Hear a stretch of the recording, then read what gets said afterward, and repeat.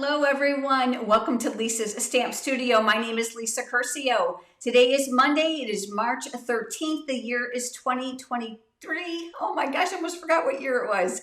This is a special YouTube premiere, which means it's recorded, but for a really good reason.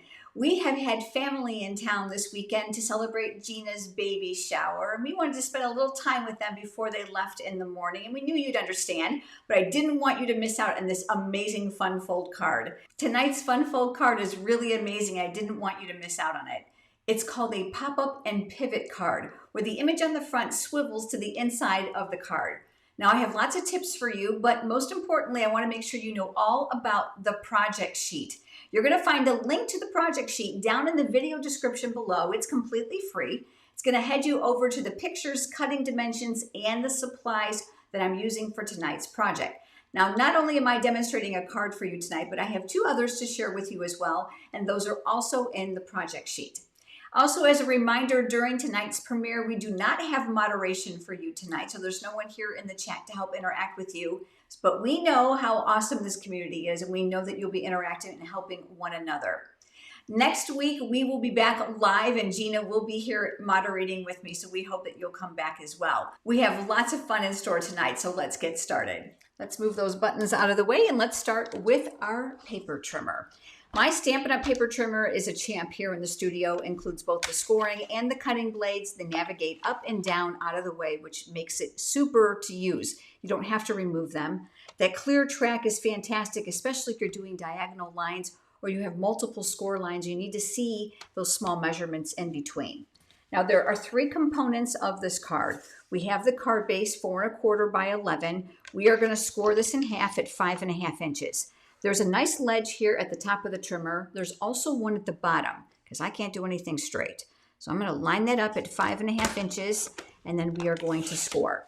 Now, the next in your project sheet is going to be listed as the pop-up, and this is 2 by 4, and we're going to do 3 simple score lines.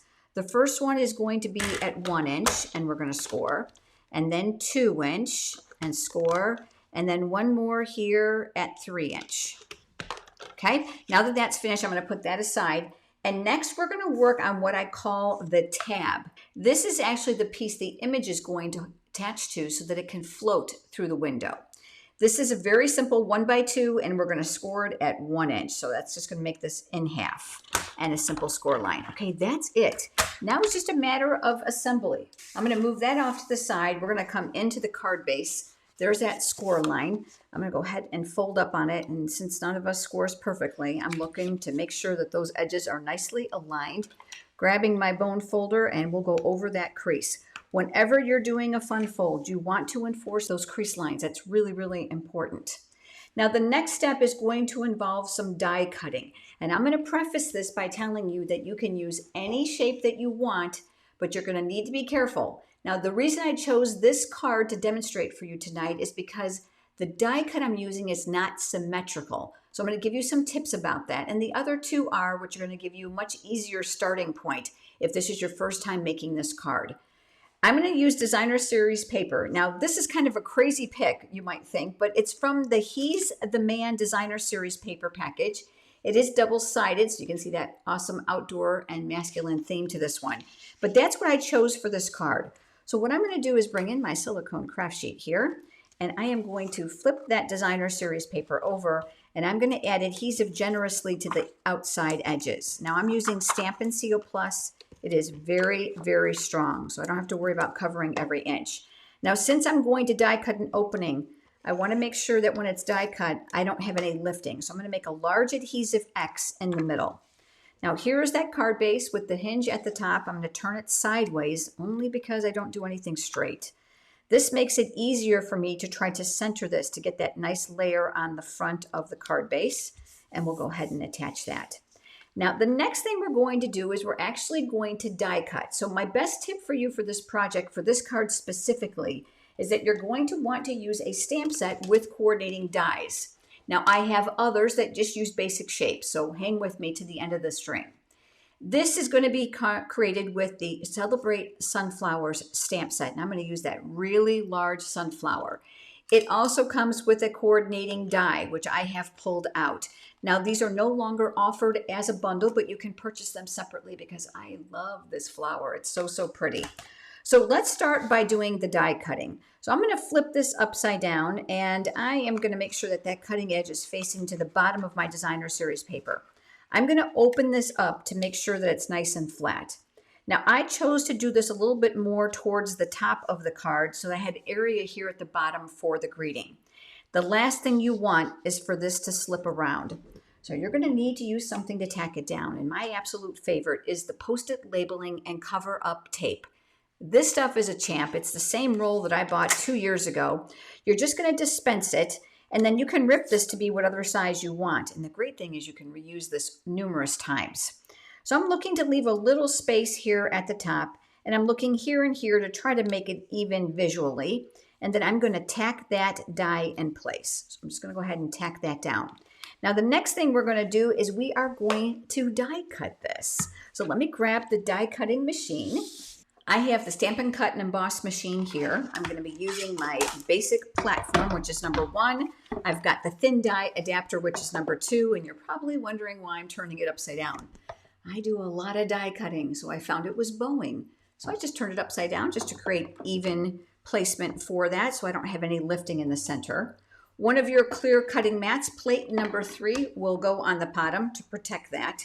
And again, you'll see that we have this all tacked down and ready to go. So I'm going to put that here on top of that platform.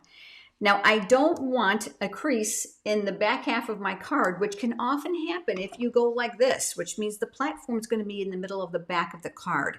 And that's going to happen because of the compression of the rollers. So watch what I'm going to do. And I'm going to line this up near the end of the crease here, which is where this is.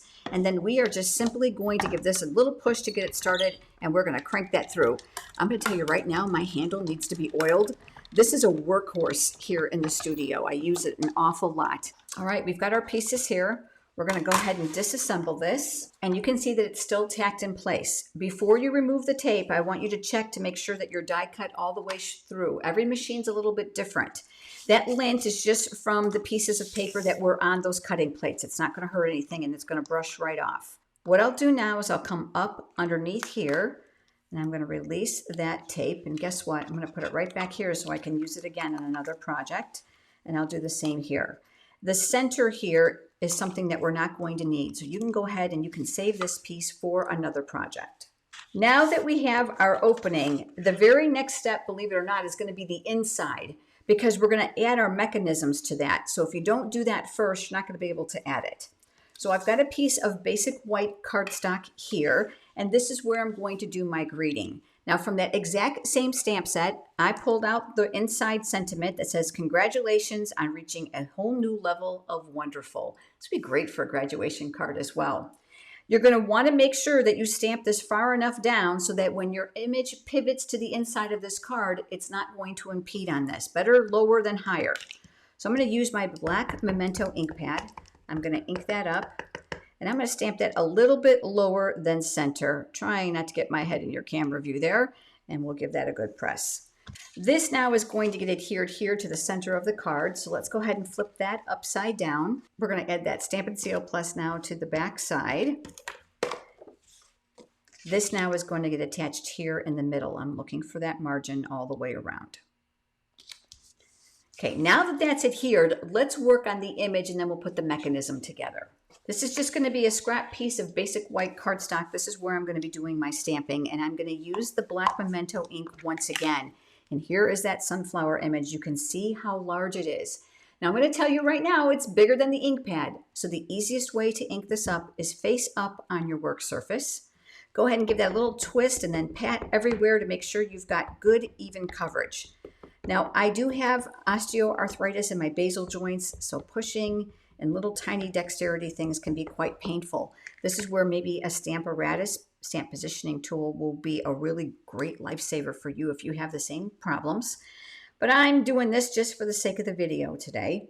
So we're going to go ahead and just push and trace out your design. You want to make sure you don't miss any of those beautifully detailed petals. All right, now we've got our image. I'm just cleaning the stamp off camera. Let's go ahead and let's close up that ink pad for right now. Now it's very, very important before we do our coloring that this is completely dry. And just for the sake of the video, I wanted to make sure, so I have another one here that I did ahead of time. So what we're going to do now is we're actually going to color, but not like you think. I am not using alcohol-based markers or watercolor pencils. I decided to make this even easier. So I'm going to be using some sponge daubers. I'm starting with one that's going to be used here in Daffodil Delight ink. And I love to show you different ways that you can create coloring on detailed images besides just using a coloring method. I'm going to bring in the small grid papers here because I want to make sure I can control the coverage. At the very top of your screen, you're going to see that that ink pad is here. Your finger goes up inside the dauber, which is going to help you control that coverage. So I'm going to go ahead and ink that up, but I always like to dab off a little bit because I don't want it darker than what I want. And now that I know that this image is good and dry, I'm going to start small circular motions and work around the outside of that image. Now you're wondering, well, some areas are darker than others and some are lighter than others. And that's fantastic because that's what a real flower looks like. I'm going to avoid the center, and that's where the beauty of a sponge dauber comes in. Unlike a blending brush, you have a lot of concentration of foam here. So it's going to give you a darker image. In addition to that, it's easier to navigate around areas that you don't want colored, which is what I'm doing here. And you can make this as dark or as light as you want. And you can always come back and build more coverage. I'm going to add a little bit more color around the outside edges here. I'm going to go all the way around. Now the ink on this paper is pretty saturated, right? From all the ink on the sponge daubers, but that's okay because we are going to switch over now to another color. And I'm going to use pumpkin pie. This is going to help create a little bit more realism to this image. Different sponge dauber. I'm going to ink that up. The good news about these daubers, they come in a 5-pack. So you're able to use them for different colors. Now what I'm going to do is I'm going to use a very light hand and I'm going to add some color closer to the center here. Because you'll notice that when the flower blooms, the highest concentration of color is typically around the center of the flower. And then it becomes paler as it comes out to the tips. Again, I'm just kind of going all the way around just to get a little bit of color. I like small circular motions because I found that if I do it this way, I kind of get a streak. And then I'm going to bring this out a little bit further here to that second row of petals and go all the way around. I think you get the idea. What we're going to do now is we're going to switch colors once again because we're going to work on that center. Now I did get a little bit of yellow and orange in there. That's okay. But we're going to move over to the crumb cake ink. And once again, separate sponge dauber. I'm going to ink this up. I want to make sure I can control that coverage. And we're going to work right here in the center. So I'm going to add more color. This is a much lighter color than the other colors that we have previously used. So you may need to go over it a little bit more. Another tip for you about your ink pads when you're using your daubers and blending brushes, work on the outside. When we stamp, we have a tendency to want to go to the center. So you're going to find you have quite a bit of ink around those outside edges, and you can go ahead and place that on top of your sponge dauber quite easily by getting more ink on there. All right, there we go. I'm going to go ahead and close this up, and I'm going to move over to one more color, and this is Early Espresso ink. This is going to give us that depth to that center that we want. Very strong pigmented color, so I want to make sure I can control it, and I'm going to work right here in the middle. So I want this to be darker. The great news about this, like I said previously, is we can go back over this. So do you see how maybe it's a little bit too orange for my taste? I'm going to take that sponge dauber because I know that ink is still wet. I've not reloaded it, and I'm just blending out some of that color, just making sure that all my petal tips have some color on them. Really pretty and really, really simple. Now you're going to take that exact same die and you are going to die cut that. But before I did that, and you can do this before or after, I added a little bit of detail with a chalk marker. Now years ago, Stampin' Up! Used to sell them. They don't anymore, but I do have one linked for you on my website under Shop Craft Room Favorites. I link some products there that I absolutely love using with my Stampin' Up! Products here in the studio. I've got it linked there for you if you want to find it. I always want to make sure it's flowing well.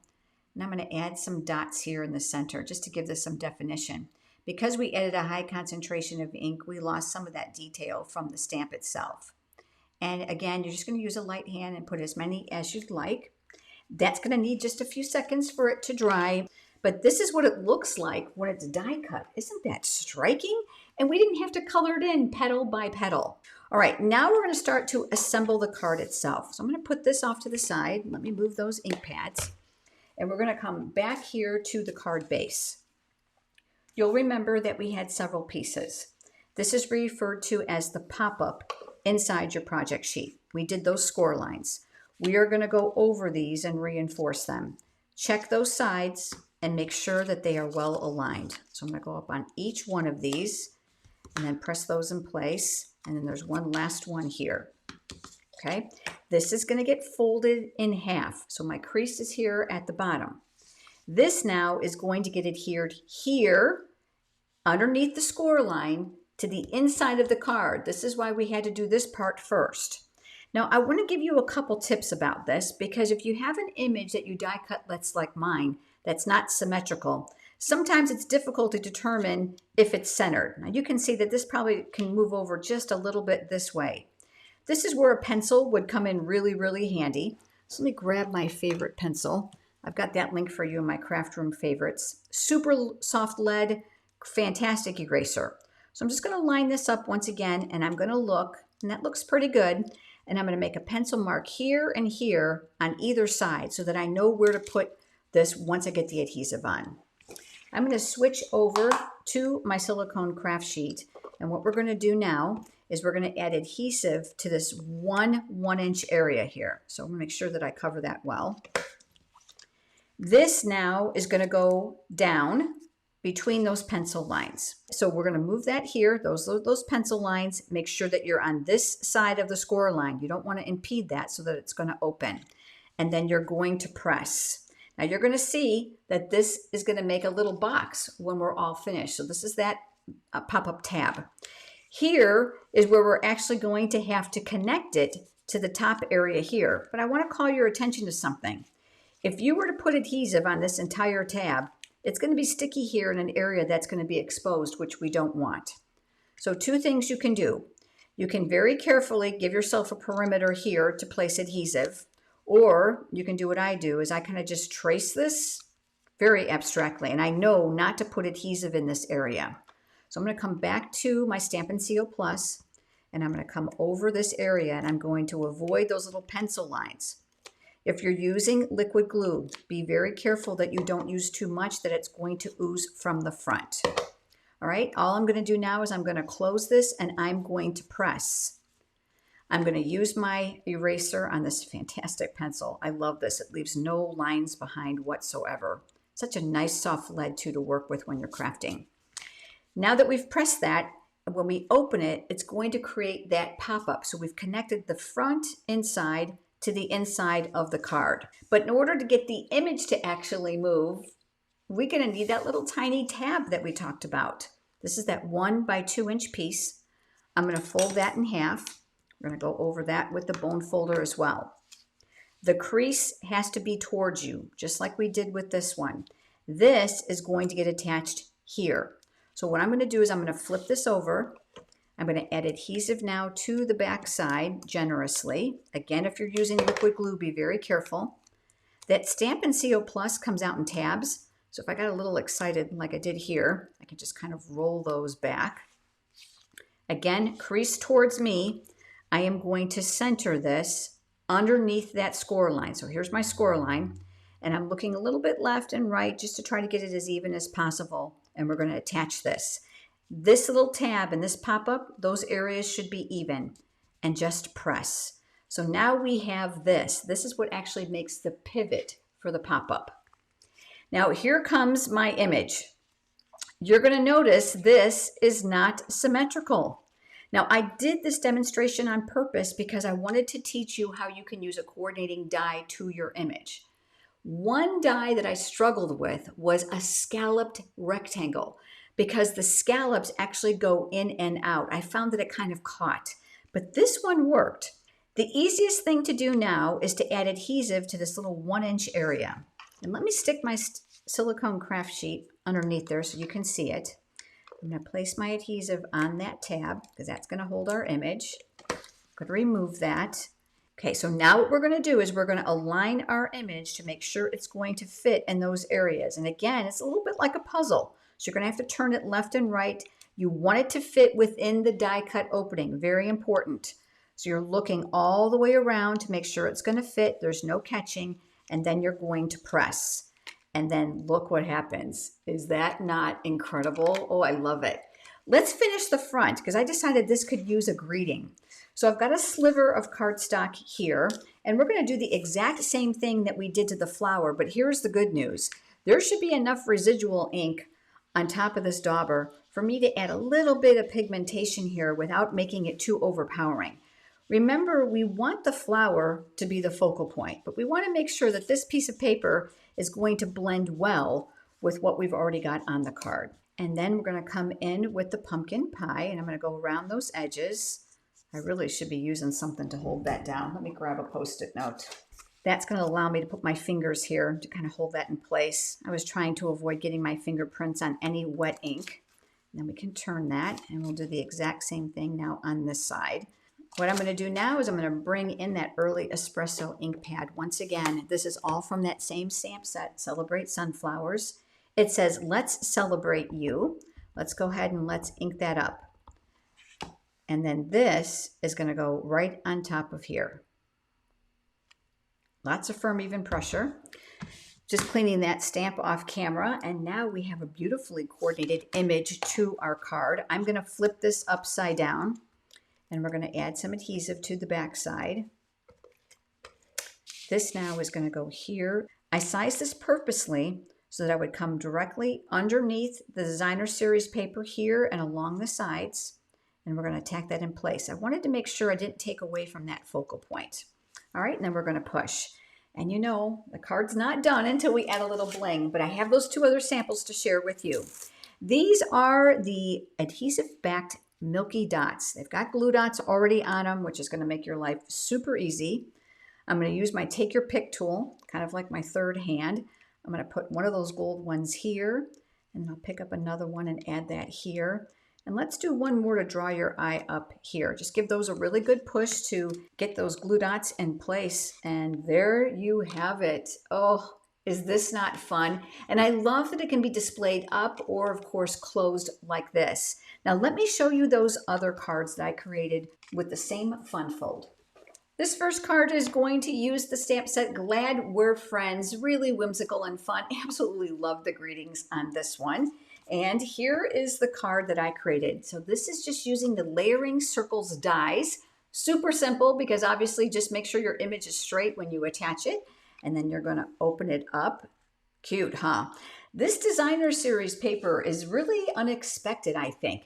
This comes from Delicate Desert. Now you might not think that there's really paper in there other than a desert look, but the two-sided papers with Stampin' Up's designer series paper collection are amazing. Just added some classic MAC dots and a really fun and simple image.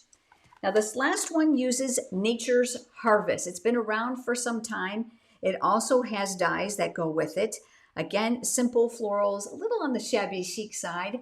Love that very rich kind of old font kind of text here. And here is the card I created using that one. Now this designer series paper is brand new. It's one of the online exclusives, which means you're not going to find it in a catalog. Love this new category in the online store because Stampin' Up! Is releasing new product sooner than you ever expected because we can get it right away in the online store versus waiting for a publication. This is called Hello Irresistible. Again, double-sided, really pretty. Did some minor coloring in here with the alcohol-based Stampin' Blends markers, some brushed brass butterflies, and this is the stitched rectangle. Do you notice the difference? I didn't center this one like I did the others. I purposely moved this one off to the side to give me a little bit more room here. I think it's a really fun and different way to achieve a similar fun fold. Great with the rectangle shape. Now, as always, I love to know which one is your favorite. Do me a favor, pop a comment down below. I come back and I read every single one, and your feedback is so important to me. Now, there's a couple things I want to let you know about before you go. First is this. If you have not heard, For $5 a month, you're going to get a tutorial that comes to your inbox every morning at 9 a.m. Eastern Time. Now, these are projects that I have designed that I do not share anywhere else. They're exclusive to the memberships, and it doesn't matter what country you live in, you can participate. The cards go from simple, classy, beautiful cards that are easy to duplicate. Many of you are making stacks of cards for your churches or assisted living facilities or for fundraising. Then there's intermediate cards, and then there's always a little bit more advanced card. Those tutorials have step-by-step instructions, a picture, cutting dimensions, all the supplies for you. You cannot beat this deal. This is a great way for me to give you more inspiration every single month. You'll find all the information about Stamp Studio memberships over on my website in the red menu bar, and it reads memberships. We would absolutely love to have you join us.